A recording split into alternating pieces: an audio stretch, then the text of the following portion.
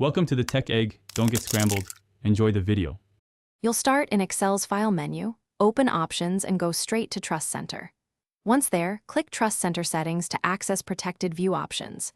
You need to be signed in with an account that can change settings. If a company policy blocks edits, contact IT. We begin here because protected view is controlled centrally. Now, confirm you see the Protected View tab. If not, the policy may be enforced by group policy and you'll need elevated access. Now you'll uncheck the specific protected view boxes, files originating from the internet, from potentially unsafe locations, and Outlook attachments. Uncheck each box you want to disable. This controls when Excel isolates files. Once done, click OK to apply to Trust Center and OK again to close options. Make sure you understand each box's meaning before turning it off. Disabling increases risk. If you need finer control, consider leaving some protection. Finish by restarting Excel so the new Trust Center settings take hold. Some changes require an app restart.